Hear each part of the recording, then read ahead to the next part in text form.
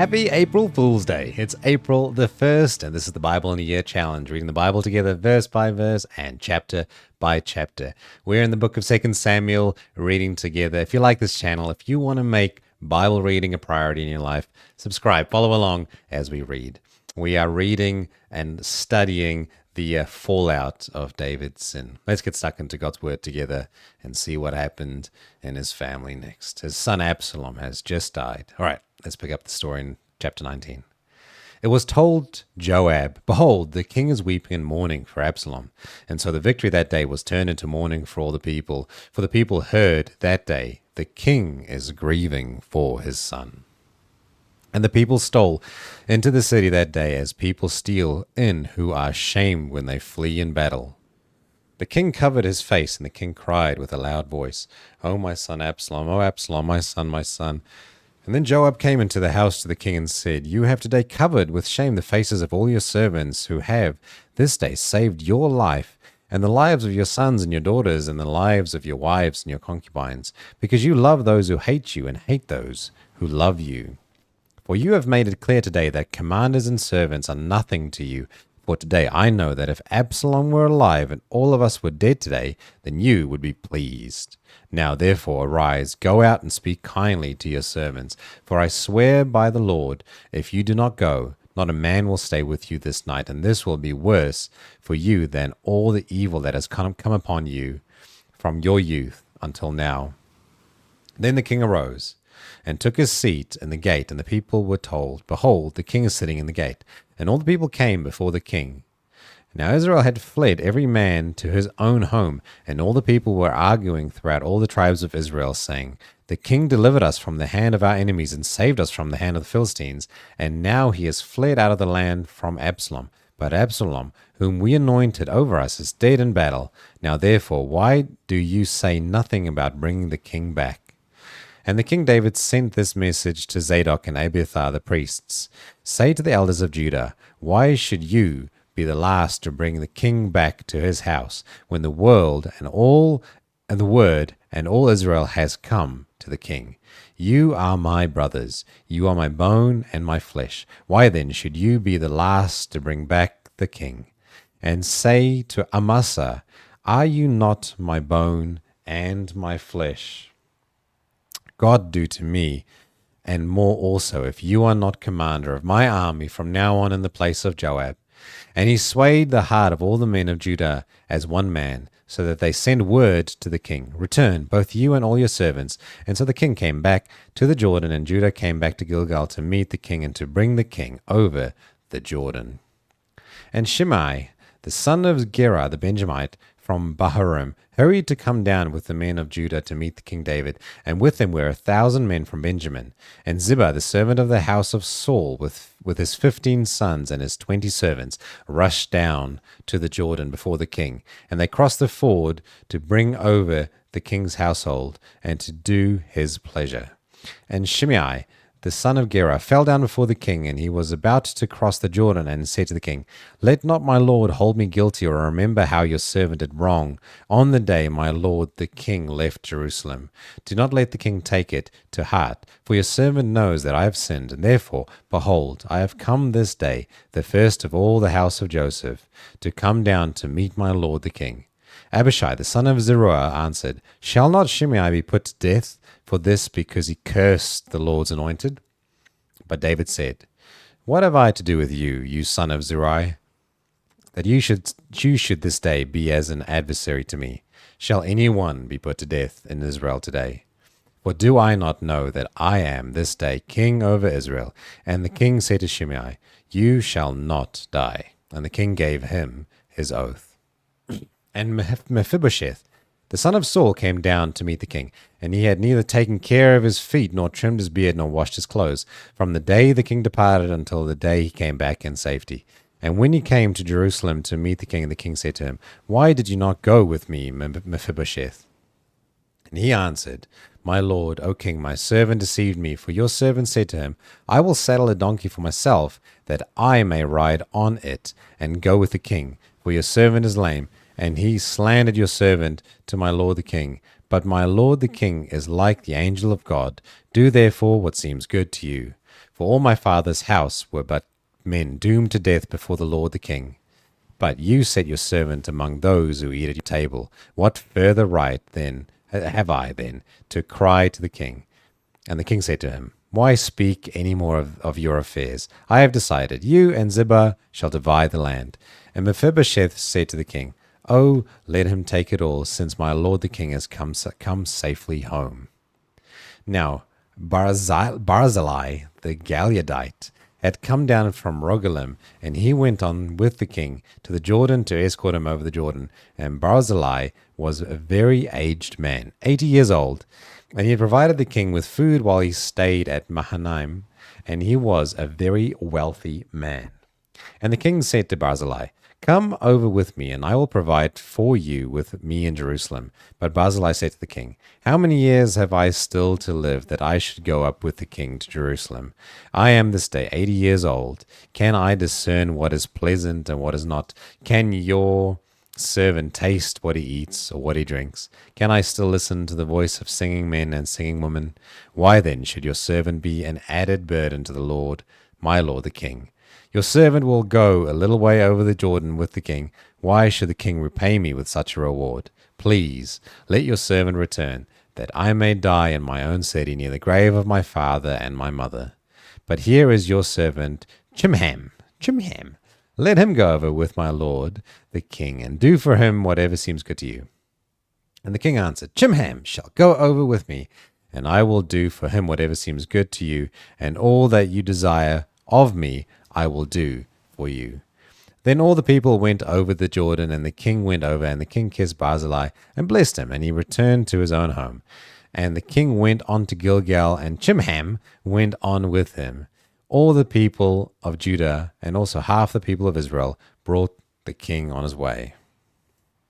Then all the men of Israel came to the king and said to the king, Why have our brothers, the men of Judah, stolen you away and brought the king and his household over the Jordan, and all David's men with them? All the men of Judah answered the men of Israel, Because the king is our close relative. Why then are you angry over this matter? Have we eaten at the king's expense? Or has he given us any gift? And the men of Israel answered the men of Judah, Why have 10 shares in the king, and in David also we have more than you? Why then did you despise us? Were we not the first to speak of bringing back our king? But the words of the men of Judah were fiercer than the words of the men of Israel. Now, there happened to be a worthless man, whose name was Sheba, the son of Bichri, a Benjamite. And he blew the trumpet and said, We have no portion in David, and we have no inheritance in the son of Jesse, every man to his tents, O Israel. So all the men of Israel withdrew from David and followed Sheba, the son of Bichri, but the men of Judah followed the king steadfastly from the Jordan to Jerusalem.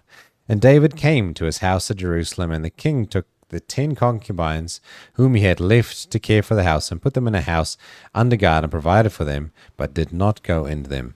And so they were shut up until the day of their death, living as if in widowhood. Then the king said to Amasa, Call the men of Judah together to me within 3 days, and be here yourself. And so Amasa went to summon Judah, but he delayed beyond the set time that he had been appointed him. And David said to Abishai, Now Sheba the son of Bichri will do us more harm than Absalom. Take your lord's servant and pursue him, lest he get himself to fortified cities and escape from us. And there went out after him Joab's men, and the Cherethites, and the Pelethites, and all the mighty men. And they went out from Jerusalem to pursue Ziba the son of Bichri. And when they were at the great stone that is in Gibeon, Amasa came to meet them. And now Joab was wearing a soldier's garment, and over it was a belt with a sword in its sheath fastened on his thigh. And as he went forward, it fell out. And Joab said to Amasa, Is it well with you, my brother? And Joab took Amasa by the beard with his right hand to kiss him. But Amasa did not observe the sword that was on Joab's hand. And so Joab struck him with it in the stomach, and spilled his entrails on the ground without striking a second blow, and he died. Then Joab and Abishai his brother pursued Sheba the son of Bichri, and one of Joab's younger men took his stand by Amasa and said, Whoever favors Joab, and whoever is for David, let him follow Joab. And Amasa lay, wallowing in his blood, in the highway. And anyone who came by, seeing him, stopped. And when the man saw that all the people stopped, he carried Amasa out of the highway into the field and threw a garment over him. When he was taken out of the highway, all the people went on after Joab and pursued Sheba, the son of Bichri. And Sheba passed through all the tribes of Israel to Abel of Bethmark. And all the Bichrites assembled and followed him, and all the men who were with Joab came and besieged him in Abel of Bethmaachah. They cast up a mound against the city, and it stood against the rampart, and they were battering the wall to throw it down.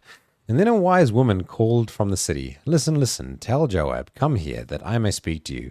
And he came near to her, and the woman said, Are you Joab? And he answered, I am. Then she said to him, Listen to the words of your servant. And as he answered, I am listening. And then she said, They used to say in the former times, Let them but ask counsel at Abel, and so they settled the matter. I am one of those who are peaceable and faithful in Israel. You seek to destroy the city that is a mother in Israel. Why will you swallow up the heritage of the Lord? And Joab answered, Far be it from me, far be it, that I should swallow up or destroy. That is not true. But a man of the hill country of Ephraim, called Sheba the son of Bichri, has lifted up his hand against the king David. Give up him alone, and I will withdraw from the city. And the woman said to Joab, Behold, his head shall be thrown to you over the wall. Then the woman went to all the people in her wisdom, and they cut off the head of Sheba the son of Bichri, and threw it out to Joab. And so he blew the trumpet, and they dispersed from the city, every man to his home. And Joab returned to Jerusalem to the king. Now Joab was in command of all the army of Israel, and Benai, the son of Jehoiada, he was in command of the Cherethites and the Pelethites. And Adoram was in charge of the forced labor, and Jehoshaphat, the son of Ahilud, he was the recorder, and Sheva was the secretary, and Zadok and Abiathar were the priests, and Ira the Jearite was also David's priest.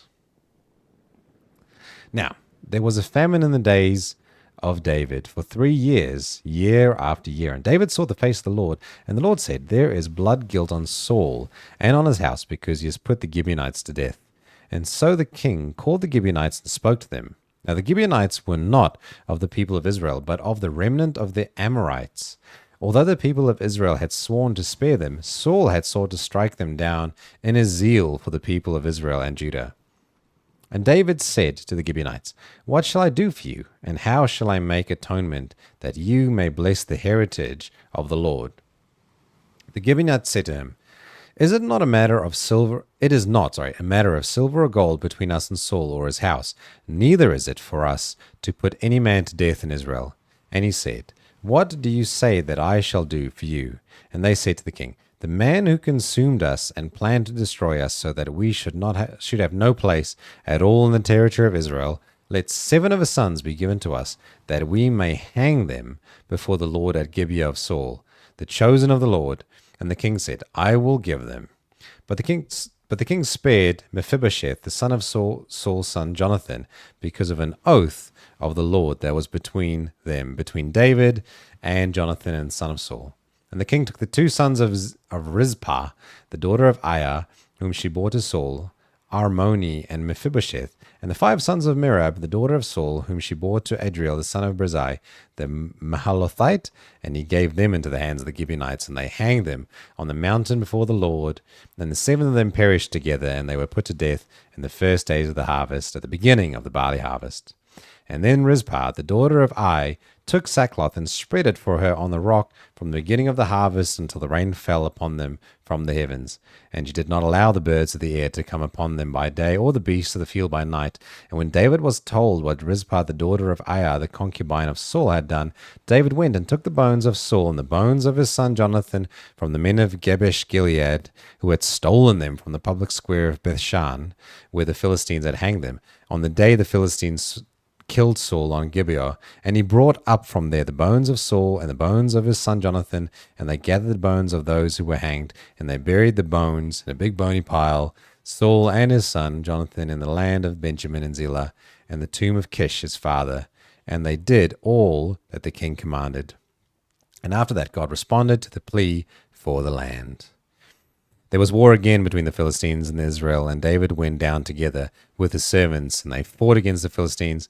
And David grew weary, and Ishbenob, one of the descendants of the giants, whose spear weighed 300 shekels of bronze, and who was armed with a new sword, thought to kill David. But Abishai, the son of Zeruiah, came to his aid and attacked the Philistine and killed him. Then David's men swore to him, "You shall no longer go out in battle. Go out with us to battle, lest you quench the lamp of Israel." And after this there was again war with the Philistines at Gob. Then Sibbecai the Hushathite struck down Saph, who was one of the descendants of the giants. And there was again war with the Philistines at Gob. And Elahanan, the son of Jerigom the Bethlehemite, struck down Goliath the Gittite, the shaft of whose spear was like a weaver's beam.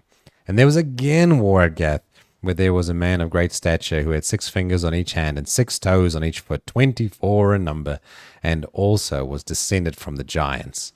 And when he taunted Israel, Jonathan the son of Shimei, David's brother, struck him down.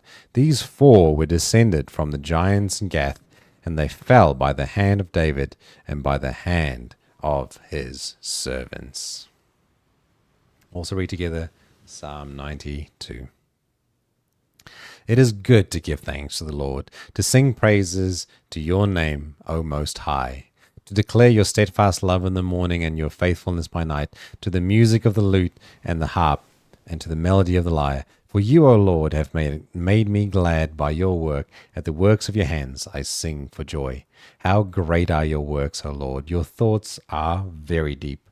The stupid man cannot know, the fool cannot understand this, that though the wicked sprout like grass and all evildoers flourish, they are doomed to destruction forever. But you, O Lord, are on high forever. For behold your enemies, O Lord, for behold your enemies shall perish.